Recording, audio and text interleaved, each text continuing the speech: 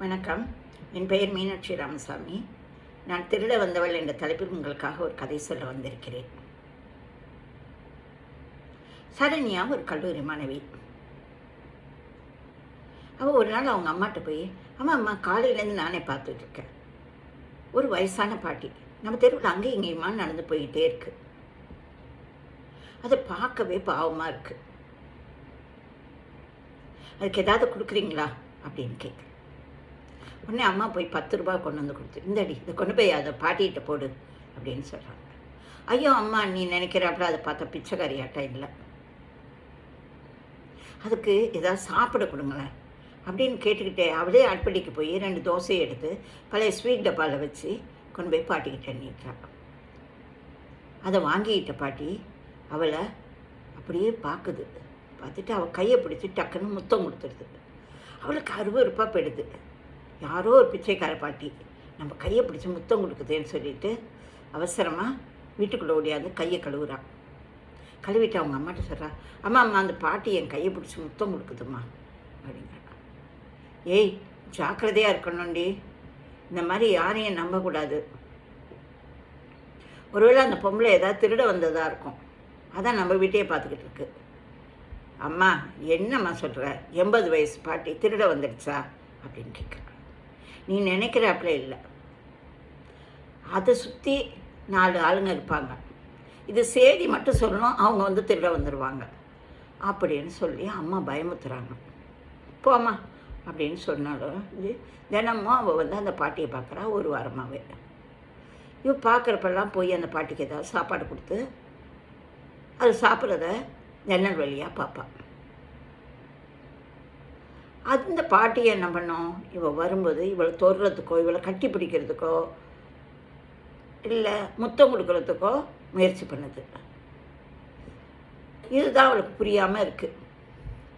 ஒருவேளை இது புத்தி சுவாதீனம் இல்லாத பாட்டியாக இருக்கும்னு நினைக்கிறேன். அம்மா ஒரு நாள் ஒரு கல்யாணத்துக்காக வெளியூர் போகிறதா இருக்காங்க. அம்மா சொல்கிறாங்க, அடியே சரண்யா, அப்பாவும் ஊரில் இல்லை, நீ பாட்டு கதவை திறந்து போட்டுட்டு பாட்டியை பார்க்குறேன் ஆத்தாவை பார்க்குறேன்னு தெருவுக்கு போயிடாத, ஜாக்கிரதையாக இருக்கணும் அப்படின்னு சொல்லிட்டு போகிறாங்க. அம்மா சொல்லிட்டு போனோன்னே வீட்டு உள்ளே இருந்த சரண்யா டக்குன்னு ஜன்னல் வழியாக பார்க்குறாங்க. அதே பாட்டி வீட்டுக்கு நேராக நின்றுக்கிட்டு இருக்க ஒரு மரத்தடியில். பாட்டியை பார்த்தோன்னு தோணுது, ஐயோ நம்ம டெய்லி அதுக்கு சாப்பாடு கொடுத்து பழக்கிட்டோம், இன்றைக்கி அதை எதிர்பார்க்கலாம் அந்த பாட்டி. சரி, நம்ம என்ன பண்ண போகிறோம், வீட்டில் இருக்கிறத கொண்டு போய் கொடுத்துட்டு வந்துட போகிறோம் அப்படின்னு சொல்லிட்டு அவசரமாக என்ன பண்ணுறா, ஃப்ரிட்ஜை திறந்து அதில் இருக்க பழங்கள் எல்லாம் ஒரு பைக்குள்ளே போட்டுக்கிட்டு நேராக பாட்டியை பார்க்க போகிறேன். இந்தாங்க பாட்டி, வீட்டில் சாப்பாடு எதுவும் இல்லை, அம்மா ஊரில் இல்லைல்ல, இந்தாங்க அப்படின்னோடனே அந்த பாட்டி அந்த பழத்தை வாங்கிட்டு, உங்கள் அம்மா ஊரில் இல்லையா, உங்கள் அப்பாவும் ஊரில் இல்லையா அப்படின்னு சொல்லிட்டு அவசரமாக சரண்யாவும் முந்திக்கிட்டு நேராக இவள் வீட்டுக்குள்ளே போய் கதவை திறந்துட்டு உள்ளே போயிடுது. பயந்து போய் பின்னாடியே ஓடுறா. ஏய் பாட்டி, வெளியில் போ, நீ என்ன ஏதாவது திருட வந்திருக்கியா அப்படின்னு கேட்டு கத்துறா. அது சிரிக்குது. ஐயோ, ஒரு பைத்தியக்கார கிழவியை வீட்டுக்குள்ளே விட்டுட்டோமேன்னு பயந்து போய் பிடிச்சி வெளியில் தள்ளி கதவை சாத்திட்டு அழுவுறா. அம்மாவுக்கு ஃபோன் அடிக்கிறா. அம்மா, நான் எதிர்பார்க்காத நேரத்தில் பாட்டி வீட்டுக்குள்ளே நுழைஞ்சிருச்சும்மா அப்படின்னு சொல்கிறாங்க. அப்போ அம்மா சொல்கிறாங்க, அடியே நான் அப்போவே சொன்னேன், வேலியில் போகிற ஓனான்னு எடுத்து காதுக்குள்ளே விட்டுட்டு குத்துதே குடையுதுன்னு இப்போ சொன்னீங்கன்னா என்னடி பண்ணுறது, சரி கொஞ்சம் ஜாக்கிரதையாக இரு, நான் வந்துடுறேன் அப்படின்னு அம்மா சொல்கிறாங்க. இதை பற்றி நீ அப்பாட்ட எதுவும் சொல்லாத, அப்பா உன்னையும் திட்டுவார் என்னையும் திட்டுவார் அப்படின்னு சொல்கிறான் அம்மா. சரிம்மா சீக்கிரம் வாங்க அப்படின்னு சொல்கிறாங்க. மறுநாள் அம்மாவும் வந்துடுறாங்க, பாட்டி இல்லை. இவன் மறுநாள் காலேஜுக்கு போகிறதுக்காக எட்டி பார்க்குறா. பாட்டி எங்கேயாவது நிற்கிதான்னு பார்க்குறா, எங்கேயுமே இல்லை. சரின்னு தைரியமாக பைய எடுத்துக்கிட்டு போயிட்டுருக்கா. அப்போ எங்கேருந்தோ ஒரு மரத்துக்கு பின்னாடிலேருந்து பாட்டி ஒடியாருது. நடக்க முடியாமல் குச்சையும் மூணிக்கிட்டு கையில் ஒரு பையும் மாட்டிக்கிட்டு வேகமாக வந்து அவளை ஒடியாது அப்படியே கட்டி பிடிக்குது. ஐயோ ஐயோன்னு கத்துறா. அது கையை உதற பார்க்குறா, முடியவே இல்லை. அதுக்கு அவ்வளோ பலம், வயசானாலும் அவ்வளோ பலமாக இருக்குது. ஐயோ திருடி திருடின்னு கத்துறா. ஆமாண்டி, நான் திருடி தான். ஆனால் உன் பொருளை திருட வரல, உன் மனசை திருட வந்திருக்கேன் அப்படின்னு சொல்லுது பாட்டி. டக்குன்னு என்ன பண்ணுது, அது கையில் ஒரு பை வச்சுருந்ததுடா, அதை கையில் திணிக்குது. இந்தாடி இதை எடுத்துக்கோ, இதுக்காக தான் இவ்வளோ நாள் உன்னை தேடினேன். நேற்றுக்கு வீட்டுக்குள்ளே வந்து உன் கையில் கொடுத்துட்டு போயிடுவோன்னு பார்த்தேன். நீ என்னை விரட்டி வெளியில் தள்ளி கதவை சாத்திட்ட. உங்கள் அப்பா முத்தி தானே உனக்கும் இருக்கும் அப்படின்னு சொன்னேன்னு அப்படி பார்க்குது. ஆமாண்டி, உங்கள் அப்பனை பெற்ற ஆத்தா தான் நான். உங்கள் அப்பா உங்கள் அம்மாவை கல்யாணம் பண்ணிட்டு வீட்டை விட்டு ஓடி வந்துட்டான். காதல் திருமணம் செஞ்சான், எங்களுக்கு தெரியாமல். அதை நாங்கள் ஏற்றுக்கிட்டு இருந்திருப்போம். என்ன நினச்சானோ தெரியல, அந்த பொண்ணை கூட எங்கள் கண்ணில் காமிக்கலை. இன்னைய வரைக்கும் எட்டி கூட பார்க்கல. ஆனால் அவனுக்கு ஒரு பொண்ணு இருக்குன்னு நான் கேள்விப்பட்டேன். ஆனால் இன்றைக்கி அவங்க அப்பா உயிரோடு இல்லை. நானும் ஒரு முதியோர் இல்லத்தில் தான் இருக்கேன்.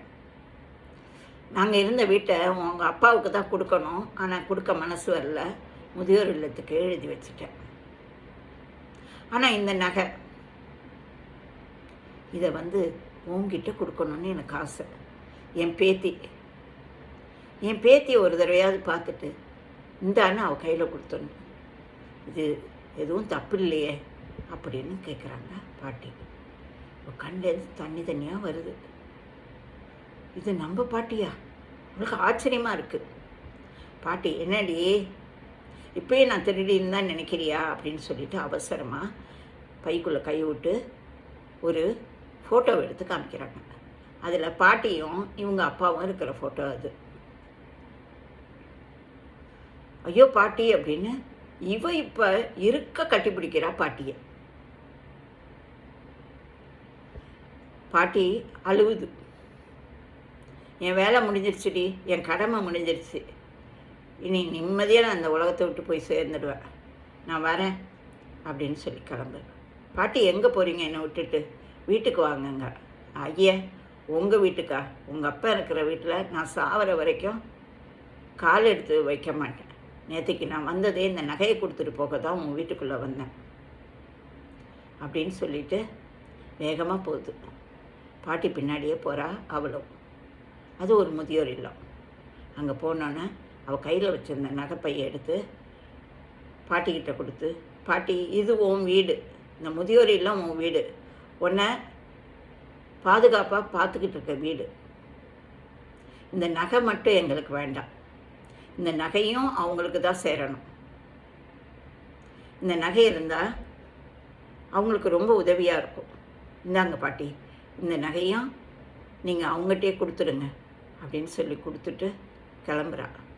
அடி, என்னடி நான் சொல்கிறத கேட்காம நீ பாட்டு போயிட்டுருக்க? சரி, நகை வேண்டாம், எனக்கு ஒரு உதவி செய்கிறியான்னு கேட்குது பாட்டி.